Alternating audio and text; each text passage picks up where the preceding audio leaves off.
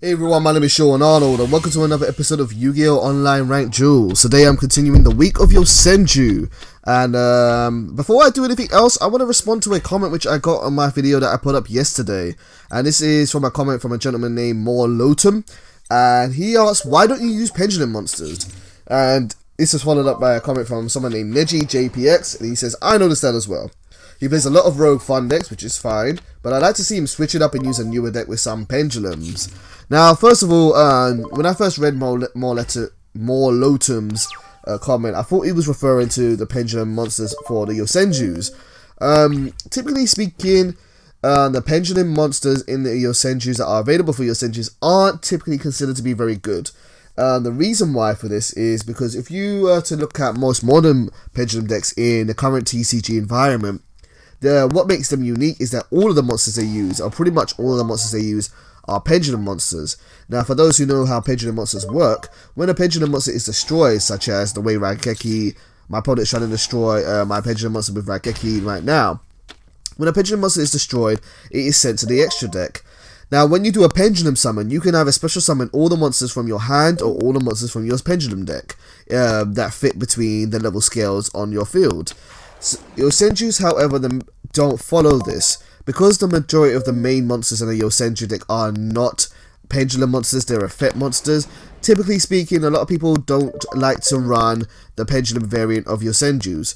Plus, most Yosenju decks don't really need to run pendulums because they have this normal summon spam effect, which allows them to kind of fill the field as quickly as they can, and do so without having to rely on connecting scales. So for your Yosenju deck particularly, I don't think pendulums are the best way to go.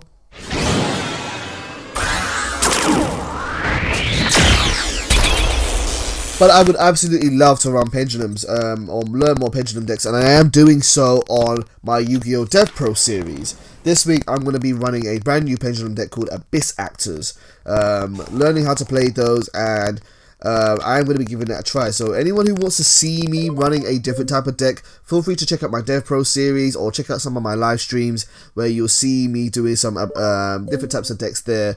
Absolutely, and it won't be limited to a week of. Unfortunately, in Legacy of the Duelist, there's only one real pendulum deck which I think is worth running, and that's Clifford's. Clifford's are not one of the best decks on Legacy of the Duelist, but they are incredibly good, especially good at running over decks which newer players are playing against. And I'm really not a fan of Clifford's. I don't really like them. I feel they've got some ridiculously broken cards, and they're not really my style.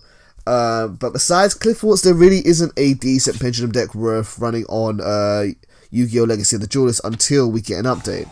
There are just other decks which just do what they do is just so much better. If you guys want to see more pendulum style builds, feel free to check out my Dev Pro series. I'll be doing a lot more stuff with that this week. Anyway, onto the main game here. We are doing Yosenjus versus Six Samurais, and this is a deck which you don't see too often. Six Samurais are also a deck which is very capable of special summoning multiple times in a turn, and I might actually want to try doing a new Six Samurai deck, maybe see if I can bring them back and see what I can do with them, because they have a lot of good effects. The setup that my opponent has on the field right now is swarming the field with decent monsters, and they have a monster which is called Great Shogun Shion. Great Shogun Shion is a monster which is a level 7 monster that makes it so that your opponent can only activate one spell or track card per turn. This can be really crippling to many decks. By restricting your opponent to only play one spell or track card, you're going to hurt a lot of their plays, and hopefully they can use their monsters to find a way out of it. Fortunately, in my Yosenju deck, I'm running one Raigeki and two Dark Holes, so it's very likely for me to be able to draw it into a mass removal card like that. The question now is, can I turn this around and make a comeback? Great Shogun Shion is a nice combo card with another synchro monster called, I forgot what it is, it's also called Shion something, but the synchro Six Samurai and the Great Shogun Shion card, the synchro one makes it so your opponent can negate one spell or trap card per turn, and the Great Shogun Shion restricts you to only one spell or track card per turn, meaning it can kind of lock you out of your spell and track cards completely, and again, that can be really devastating to many decks.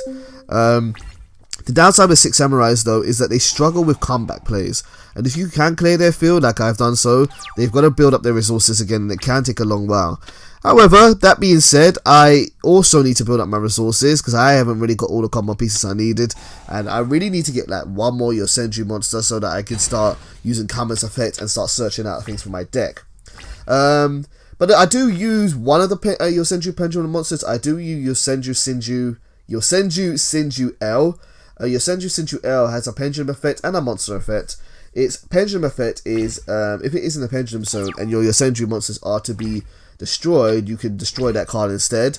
And if it is in your monster effect zone, you can make it so that Yosenju Sinju L it protects all your Yosenju monsters from being targeted by your opponent's card effects. If I'm not mistaken, I might have to read it again to be sure. So I'm poking away at Gem City Boys life points with Yosenju Kama 3. I'm going to set down Sun and Morning, and let's see what we go into there. But thank you so much for leaving comments on my videos. Please do let me know what you like to see. I am always experimenting. I'm trying to improve really hard, trying to improve the quality of the content on my channel. And I'm trying to offer more diverse things, more things for people to see. But if there's something in particular you want to see on the channel, do let me know.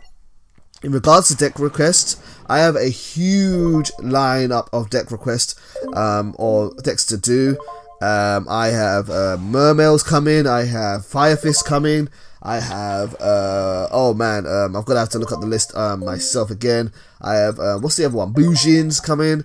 I have in Dev Pro, I've been thinking about doing Abyss Actors, Spirals, Dark Lords, Subterrors.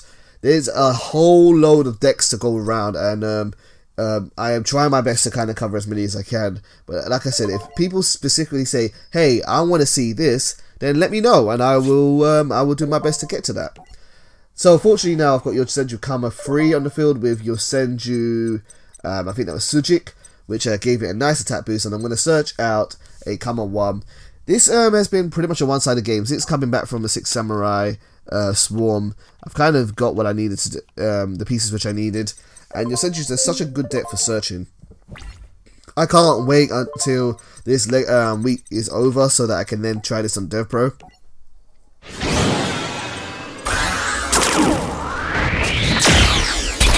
Because Yosenjus actually have new support on in the current environment. I don't know if it's really that good of a support, but I'm going to try them out.